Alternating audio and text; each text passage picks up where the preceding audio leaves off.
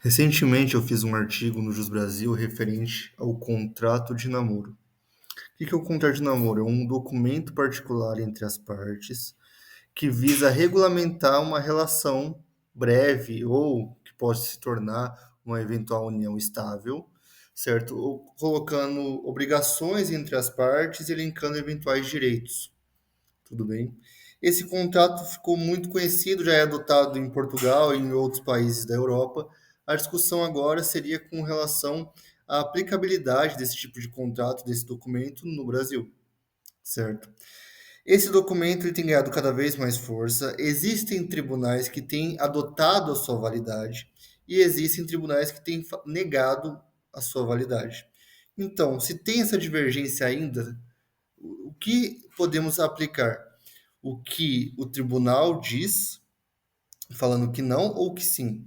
No caso específico, tem que se pensar sempre na autonomia de vontade entre as partes. Se é um contrato específico entre dois particulares, deve se prezar a autonomia de vontade desde que os direitos sejam disponíveis.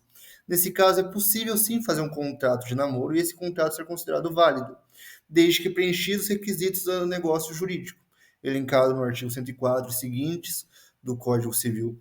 Então, basicamente, é possível sim formalizar, e aqui nesse artigo discorro isso, sobre o contrato de honorário, o contrato de namoro. E esse contrato de namoro ser possível estipular obrigações, inclusive em caráter conjugal, entre as partes, certo? Então é possível você linkar questões de patrimoniais e tudo mais nesse contrato. Uma coisa importante, tá? O contrato de namoro, ele tem sido utilizado também para tentar evitar de alguma forma o reconhecimento da união estável. Mas, desde que preenchidos os requisitos da união estável, ele desvincula o contrato de namoro e passa a se tornar a união estável. Então não se faz necessário criar um contrato de namoro específico para evitar a união estável, certo? Porque se desde que preenchidos os requisitos, a união estável, mesmo que informal, é considerada válida.